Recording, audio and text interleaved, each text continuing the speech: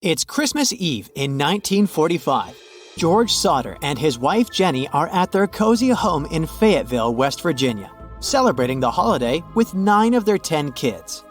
Their oldest daughter makes the night even more special, bringing extra gifts for her younger sisters. Good night, kids. The couple heads to bed around 10, but they decide to let the kids stay up late to enjoy their new toys. Little do they know that right then, at that very moment, it's the last time their whole family is together. At midnight, the phone rings. Jenny wakes up and rushes downstairs to answer it. It's an unfamiliar female voice on the other end, and creepy laughter emerges in the background. Jenny says that the person has the wrong number and quickly hangs up. On her way back to bed, she closes the curtains, locks the door, and turns out the lights. She glances at her oldest daughter, who is peacefully sleeping on the living room couch. So Jenny thinks to herself that the kids must be upstairs in bed. Well, she probably should have double-checked that. It's 1:30 in the morning and Jenny wakes up once more. This time, a thick smoke is creeping into her room. Jenny and her husband rush out of the room only to find flames everywhere. Despite being completely shocked by the tragic scene, the couple and 4 of their kids manage to escape, but the other 5 kids are still inside the house. I mean, they must be, right? The thing is, investigators did a brief search of the grounds on Christmas Day, but they didn't find any trace of the kids. And that's strange. You see, the family's home was reduced to ashes in 45 minutes. And a body usually takes 2 to 3 hours to fully disappear in a fire. Could someone have taken the kids? Well, that's one theory. On the night of the fire, one witness indeed reported seeing a black sedan full of people speeding away from the family's house. And the chilling part is that some people reported seeing the kids in a car, at a restaurant, and even in a hotel on the following days. But none of these reports were confirmed. And not even a billboard with the missing kid's photo could give them any clues as to their true whereabouts. A disappearance case as mysterious as this one occurred in 1996 in Wilson County, Texas. Patty Vaughn was described as the kindest person in the world and an amazing mom to her 3 kids. On Christmas morning, she called her sister, all teary, saying that she had had a big fight with her husband. But that was not surprising because they were going through a tough divorce after 13 years of marriage. Later that day, Patty met with her husband at their house so he could celebrate the holiday for a couple of hours with their kids. But Patty had a different plan for the evening. She wanted to drop their kids at her cousin's house and enjoy the last hours of the holiday with her new boyfriend.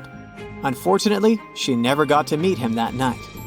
The day after the traditional gift exchange, Patty's boss found her blue Dodge Caravan on the side of a road leading to her home and workplace. But she wasn't inside, and she was never seen again. Have you ever heard of Britain's Roswell? Yep, that went down during the holidays, actually on the day after Christmas in 1980. On that day, 2 officers reported seeing a strange light in Rendlesham Forest, located in Suffolk, England. According to the witnesses, this strange flying object was fast. I'm talking about traveling 60 miles in just 2 seconds. A commercial plane, for example, would fly around 0.28 miles in that same time. So the officers thought that whatever was there, it was clearly under the control of the intelligence. Well, this story is quite well known, but there's another UFO mystery in England that's even more eerie. And it also happened during Christmas. Imagine being woken up at 1:25 on Christmas Day by a loud noise coming from the roof. That can't be Santa Claus, of course, but you start to question yourself.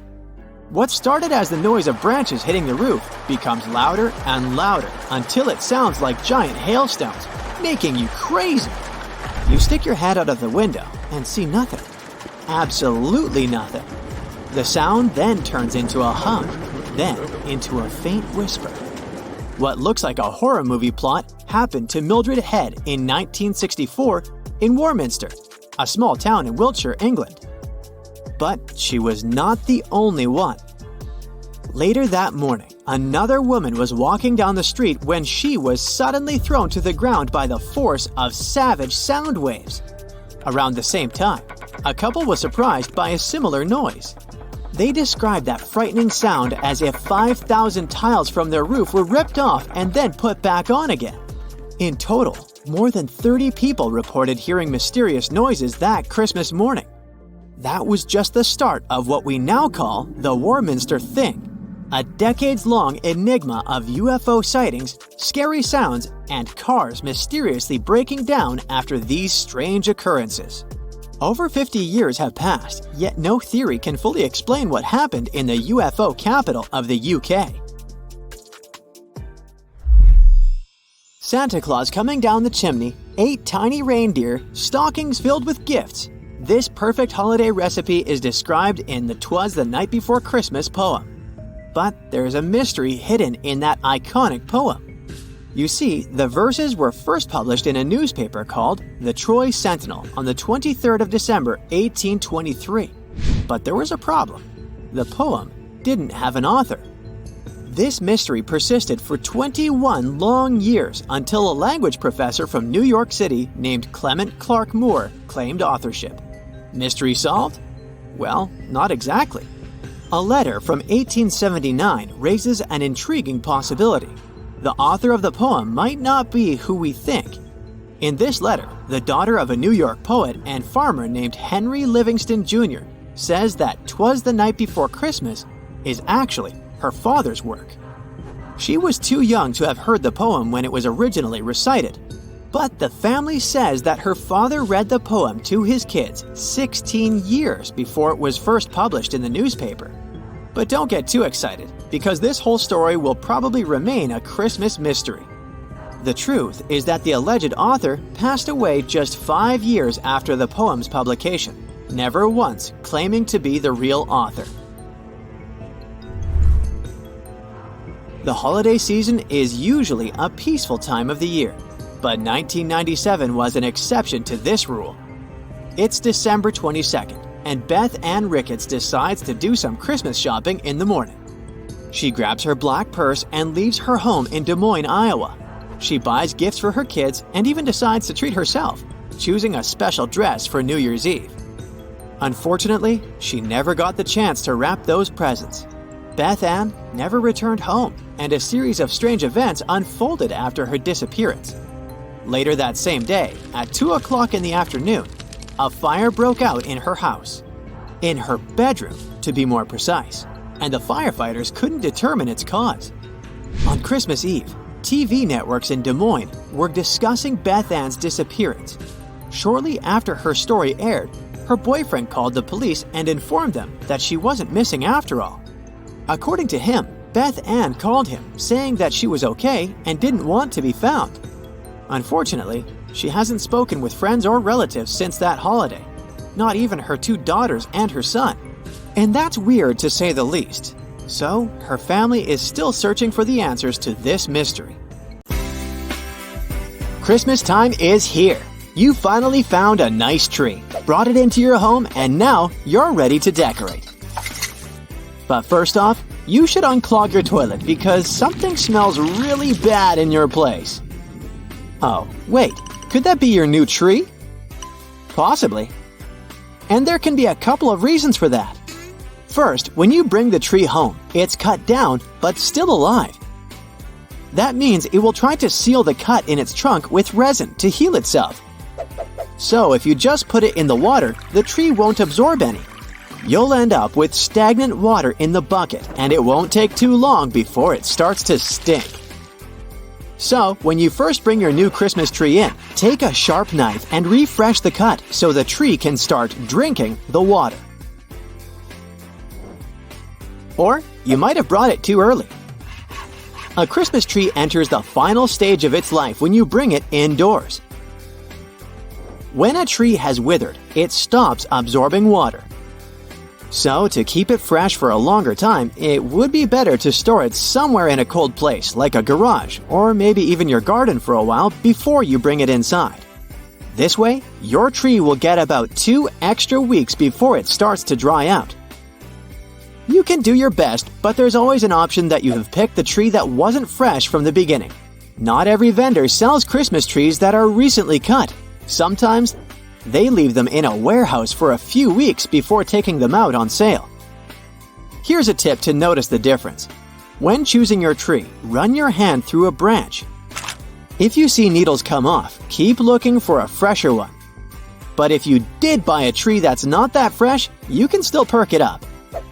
Put some fresh water in the stand and add an aspirin in there.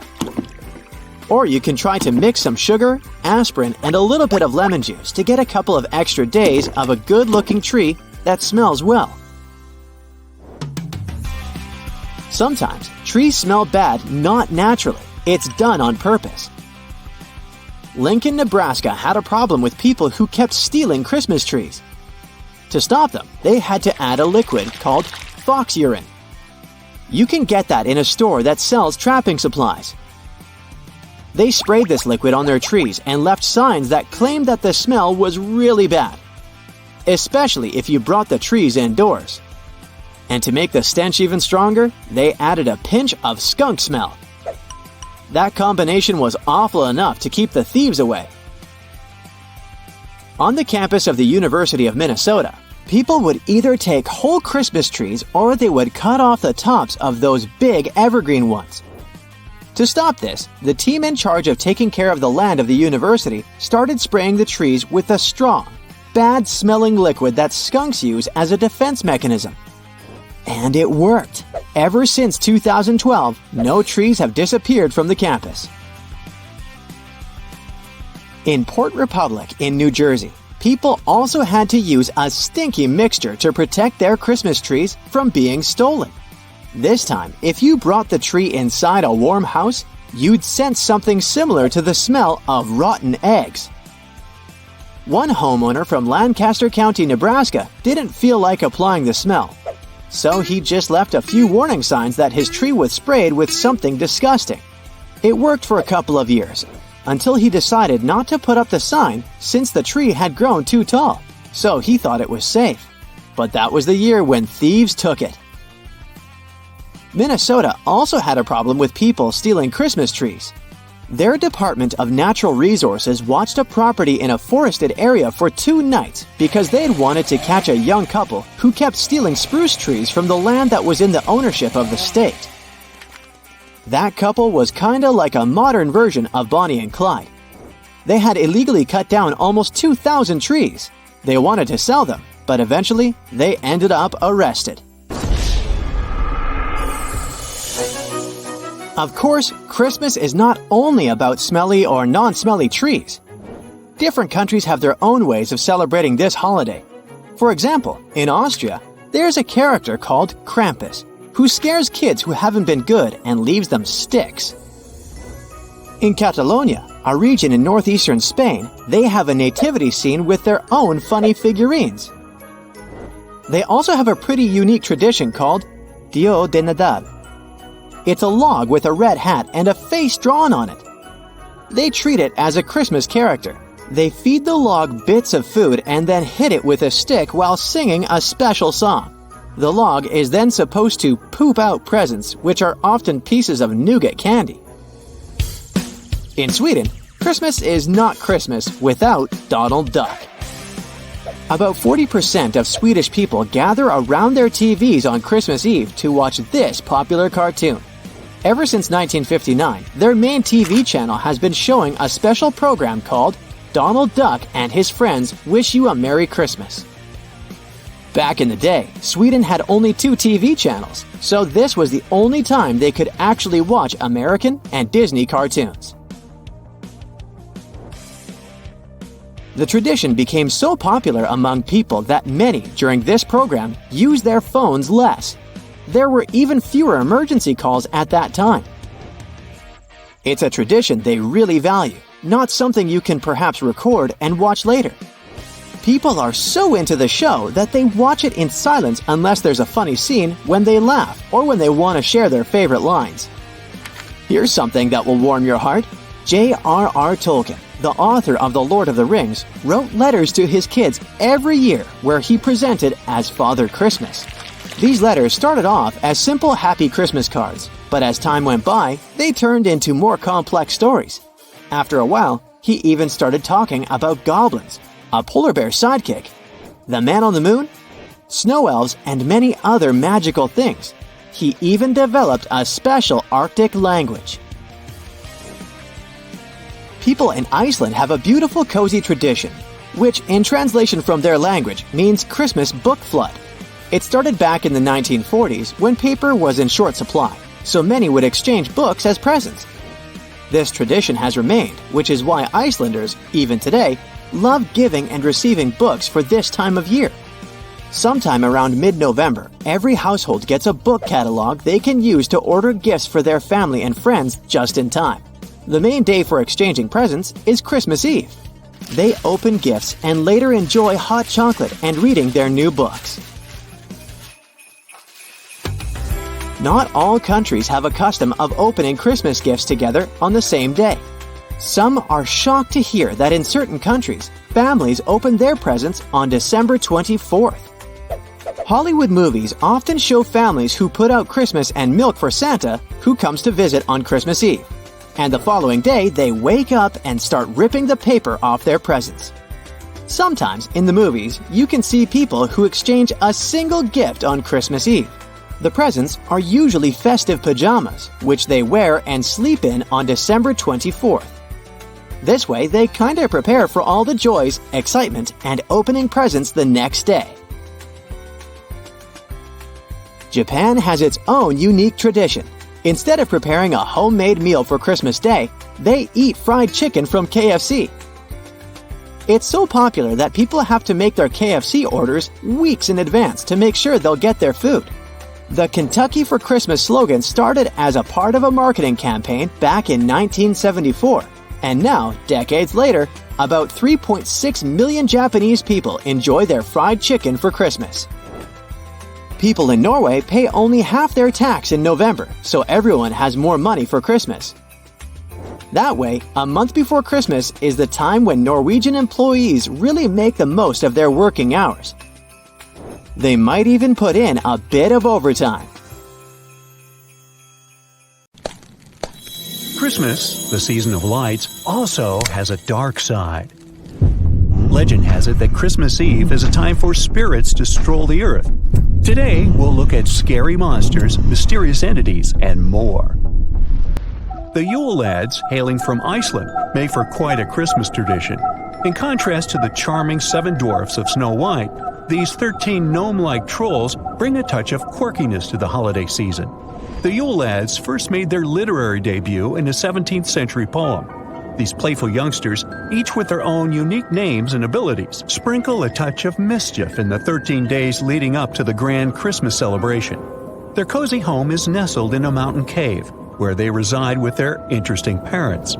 The clan's father is a leisure master and prefers to hang out in the cave. Their mother is a giantess with an unusual craving for adventure. She seeks out mischievous children to join her in preparing a stew. Out of the troll kids, Spoonlicker, for instance, is known for his habit of thoroughly cleaning utensils with his tongue. Meanwhile, Door Slammer engages in door-slamming antics that might remind you of an angry teenager. As for Sausage Swiper, well, the clue is in the name. And let's not forget about the family's feline friend, who is also known as Yule. This furry companion is a giant black cat. It's on the lookout for folks. If it spots children without brand new clothes, the encounter won't end so well for the kids. Wow, that's harsh. The Nisi is a kind of creature that would send shivers down your spine. It's a diminutive bearded figure donning a sinister red cone-shaped hat. These malevolent beings enjoy lingering around farms. Their presence is unsettling as they claim to offer assistance with daily chores. But beware, for their demands are far from ordinary. In exchange for their eerie aid, they want a dread-inducing offering. Should you dare to deny this sinister request, they will unleash a reign of pure evil upon your existence. There's a nightmarish saga known as When the Nisi Got No Butter on His Christmas Porridge. Yeah, that's a real title. This tale revolves around a young girl who dares to tamper with Nisi's feast.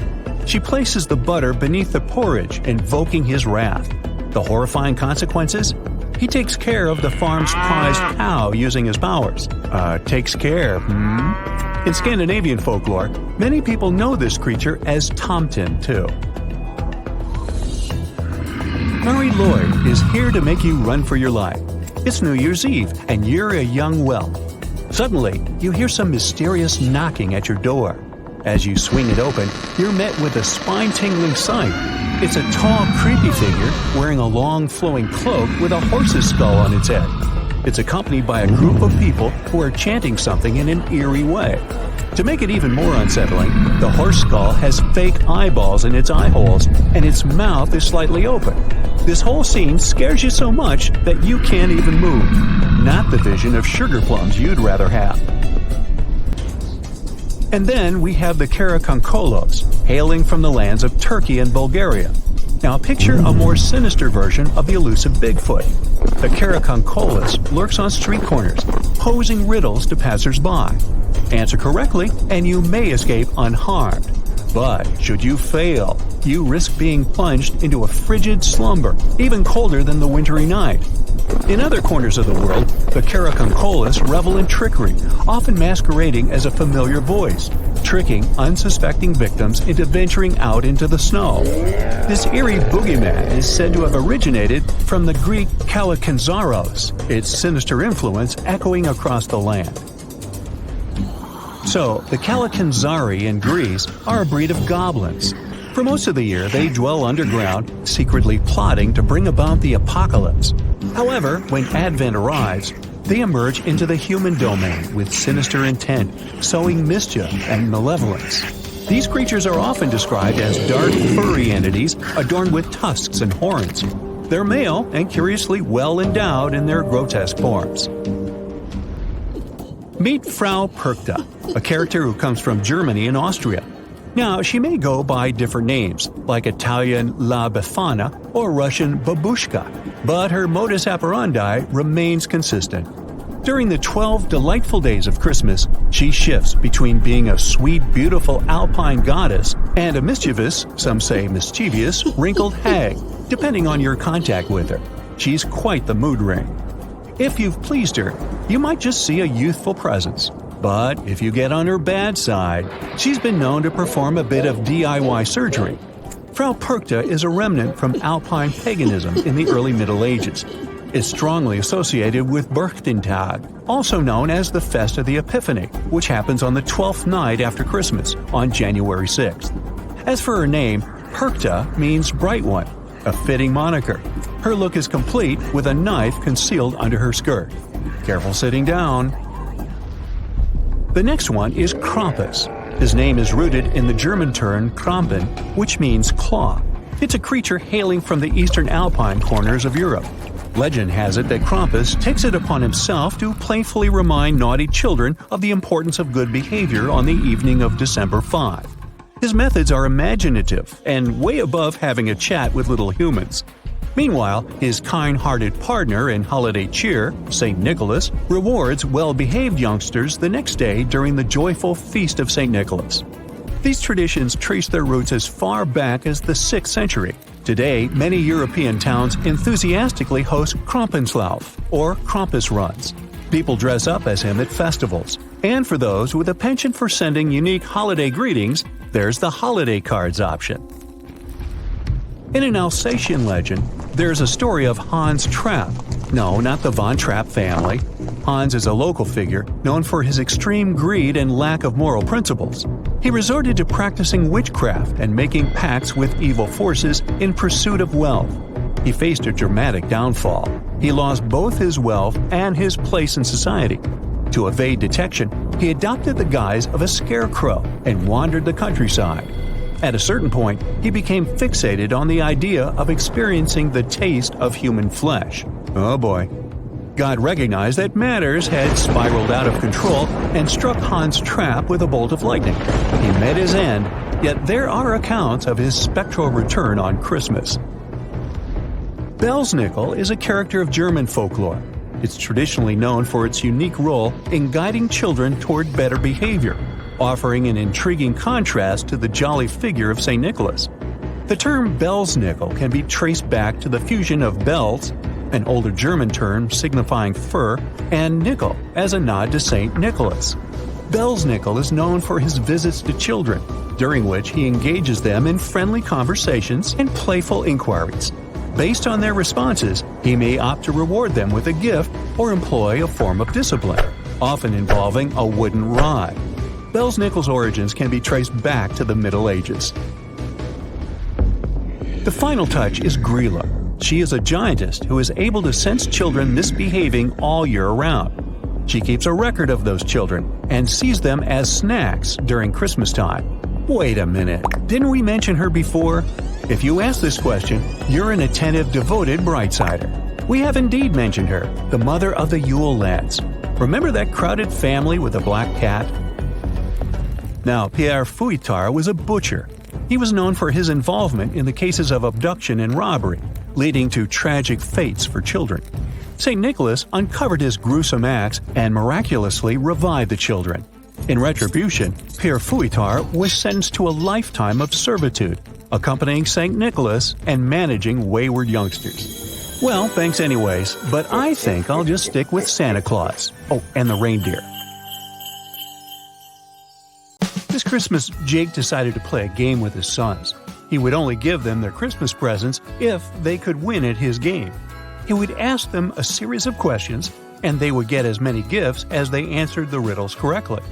Jake asked his first son, Gabriel, "What do snowmen call their offspring?" Do you have any idea how to answer this riddle?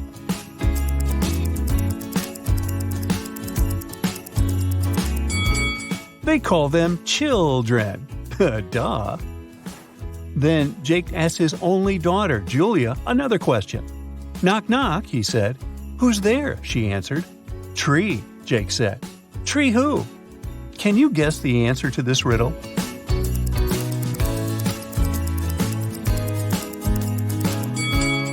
It's the Three Wise Men.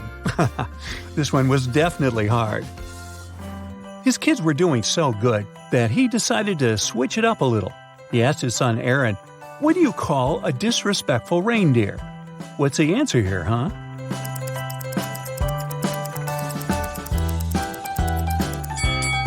Well, let's see. A disrespectful reindeer is a Rudolph. For his last question, he asked all of his offspring together, "Where do Santa and the elves go to swim?" What do you think they answered?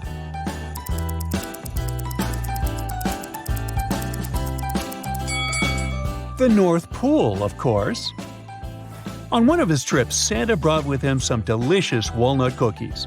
He kept them in a jar, waiting for the perfect moment to eat them. But one day, he got home from a day of work and found that his cookies were gone. He decided to interview his elves to find out who might have eaten his cookies. The first elf told Santa that he was making peppermint swirls with Mrs. Claus all morning. The second elf said he had spent the afternoon making homemade peanut butter for Christmas Day. And the last elf said he spent the day keeping an eye on the reindeer so they wouldn't fly away. Santa immediately knew who had eaten his cookies. How did he know?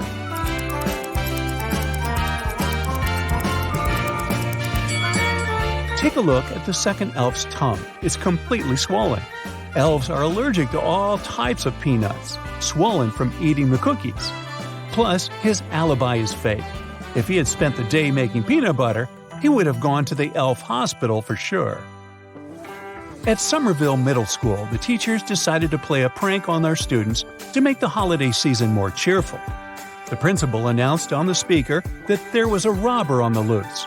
The robber was dressing up as Santa and robbing laptops inside the school property. Students were told to beware. At the end of the school day, 5 students had photographed different people dressed up as Santa around the school. Take a look at the photographs. Can you figure out who the fake thief is?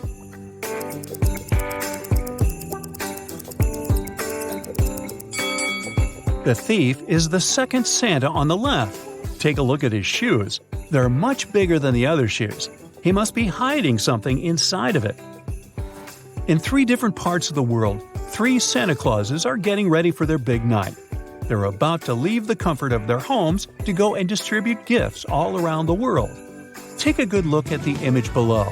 Which Santa isn't ready to leave?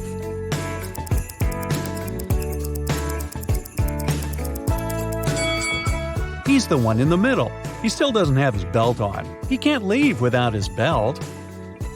And speaking of spotting the real Santa, take a look at these 2 chimneys. Can you tell who is the real Santa?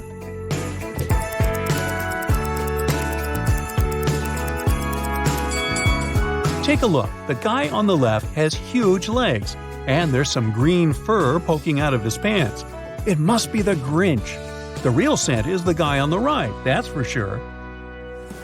Daniela is a new detective in town, and there's an urgent case for her to solve.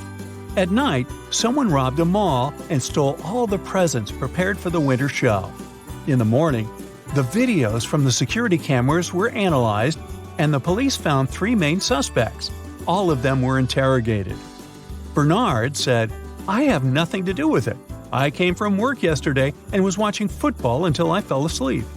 Samuel said, "Today, in the evening, I was so tired, so I just went to sleep and you woke me up."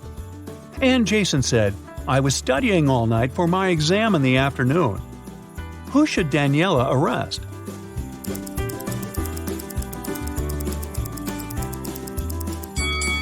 Both Samuel and Jason look very tired, but only Jason has a valid reason for not sleeping.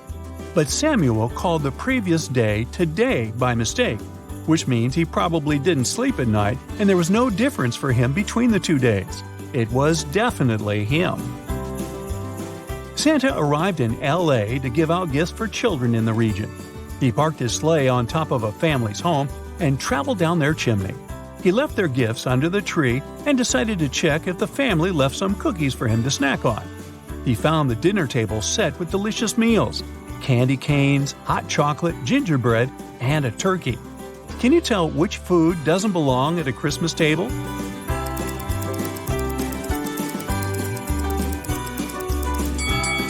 The turkey. They're usually eaten during Thanksgiving, not Christmas. Well, in some homes. On January 1st, Devin called the police to report a crime. He says he went to his neighbor's New Year's Eve party the night before, and during that time, someone must have broken into his house and stolen his laptop. When the police asked about the party, Devin said it was great. There was good food, and the tree lights in his house were shining brightly and beautifully. Devin added that he thought that his neighbor could have been the one that stole his things. Maybe he snuck inside the house when Devin was at his place having fun. The police officer went next door to interrogate Devin's neighbor, Tom. However, as soon as Tom opened the door, the officer knew he wasn't guilty of the crime and also that Devin was lying. How?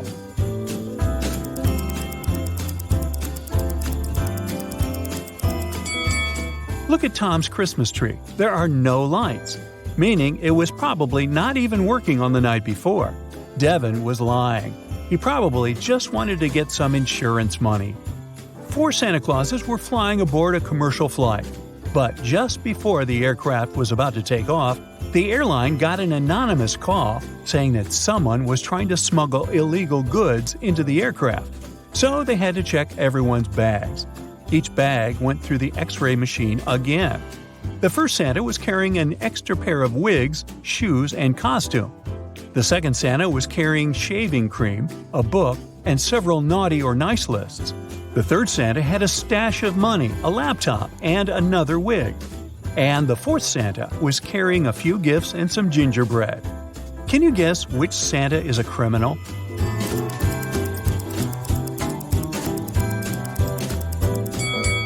It's the one carrying the shaving cream. Santa never shaves his beard, so he must be hiding something inside it. Jenny ran into her comedian friend on the street during the holiday season, and he was on fire, asking her to answer all of his riddles. The first thing he asked Jenny was, "Why is Santa really good at karate?"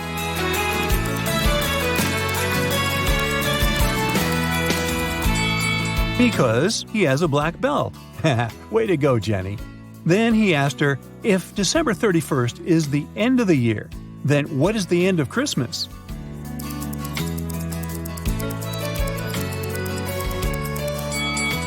The letter S. Well, that sounded obvious. For his grand question, he asked Jenny, "What do you call a person who is afraid of Santa?"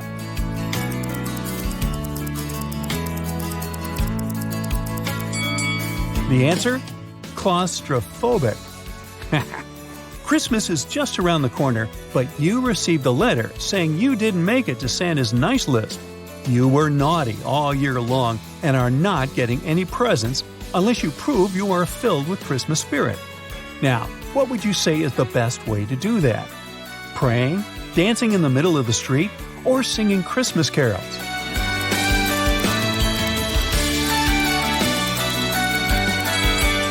Well, it's definitely the last option. Carols are the best way to spread Christmas cheer. Merry Christmas! You've definitely seen all of these places on the screen during at least one holiday season, but would you recognize them in real life? Let's start with some easy ones for a warm-up. The Rockefeller Center Christmas tree has enough lights for a small country, and it has starred in more than one movie. So in this one, there's an adventurous young man separated from his family. I guess you got me at separated. It's Home Alone 2, Lost in New York. This movie is packed with real-life locks in the Big Apple. Queensboro Bridge, Plaza Hotel, Radio City Music Hall, the Empire Diner, the Woolman Rink, and the Bethesda Fountain in Central Park are all real. Don't look for Duncan's toy chest in the city, though. The facade used in the movie is actually the Rookery Building in Chicago. Kevin's uncle's house has a New York address in the movie, but in reality is a building in Universal Studios in Los Angeles. Alright, let's move on to our second location. Here's a hint for you. This building is an upscale department store in London. I hope you guessed it's Selfridges. And this is where one of the most famous scenes from Love Actually takes place, where Mr. Bean carefully wraps Alan Rickman's purchase at the jewelry counter. They say the founder of Selfridges coined the phrase, "The customer is always right," so I guess he wouldn't have liked Mr. Bean's work. While we're in this part of the world, how about a brief visit to Durham Cathedral? Does it look familiar to you?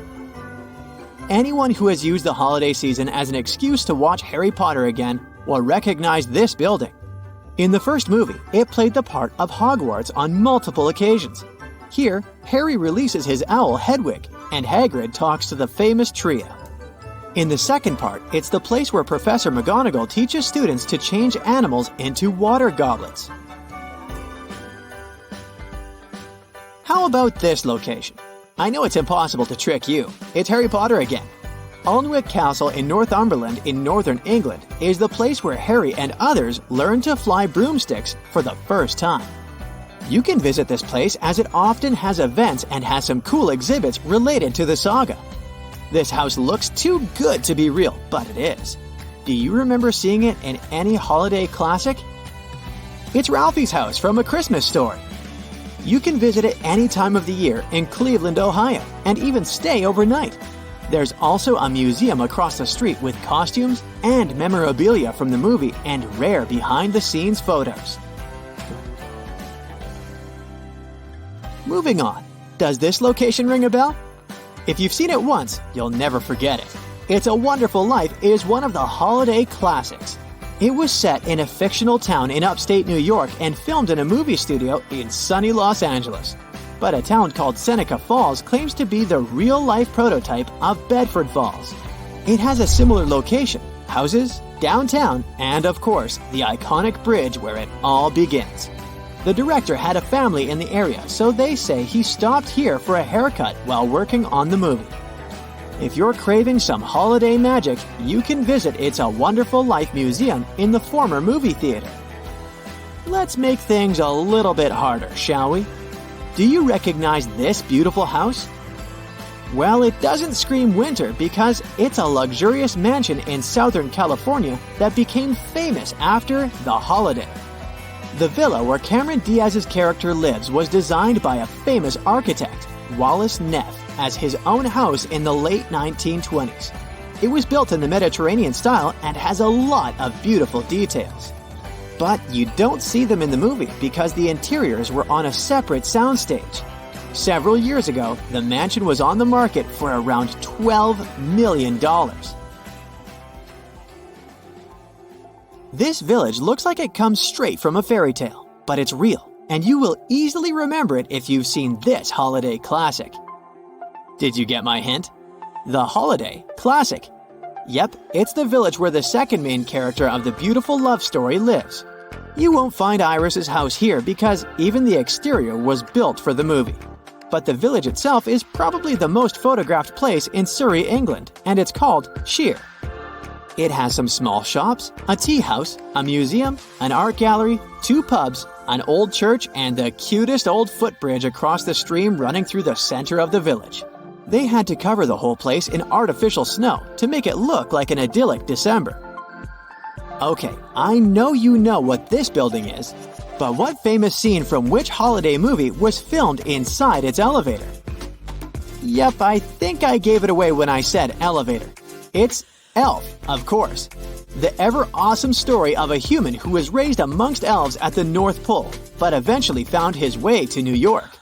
I have to disappoint you though. There aren't really that many buttons inside the cabin, and they don't look like a Christmas tree.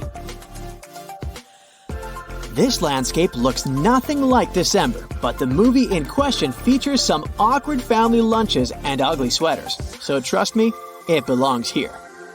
Are you ready for the big reveal? It's Bridget Jones's diary. Stoke Park is where the bad guy, Daniel Cleaver, took Bridget for a weekend. The estate has more than 900 years of history, and it also starred in 2 James Bond movies. Wow, I wish I could teleport to this location right now. But whom would I meet there? Well, this is Bohemian Switzerland in Czechia, and you'd meet Lucy, Edmund, Susan, and Peter there. All the famous characters of the Chronicles of Narnia, The Lion, the Witch, and the Wardrobe. They filmed the summer scenes in New Zealand, and this place played the role of the Winter Wonderland. Shopping for gifts can be a tiring experience, especially when you do it at the huge Mall of America. Can you remember the characters in which movie chose this place for their last-minute holiday shopping? Jingle All the Way shows us the commercial side of the holiday season. Arnold Schwarzenegger and Sinbad are 2 fathers who have one mission: to get a Turbo Man action figure for their offspring. The largest mall in the Western Hemisphere seems like the best place for that purchase. And while we're on the topic of malls, can something be more about holiday shopping than the giant Macy's flagship in New York? The characters of this movie know it well. I'm sure you had no problem guessing it was the good old classic Miracle on 34th Street. You can still ride the original wooden escalators and meet Santa on the 8th floor. They say Macy's didn't want anything to do with the remake of the movie, so the C.F. Kohl's department store from the newer version is the facade of the State of Illinois building in Chicago. Now let's see how well you know the more recent Christmas movies. This beautiful garden appears in one heartbreaking festive season story. Can you name it? The Phoenix Garden is a community garden in Covent Garden, London, and this is where Kate from Last Christmas realizes the scary truth about the guy she's in love with. Wow, that is one festive place. Do you remember it from any movie? It's the Princess Switch, where the Duchess of Montenaro switches places with an ordinary woman from Chicago. Montenaro is not a real place, but its royal palace is. It's Hopeton House near Edinburgh, and it's been home to the Hope family since the late 17th century. It should reopen for visitors in the spring of 2024 after a reconstruction in case you want to stop by. How many locations did you get right? Let me know in the comments below.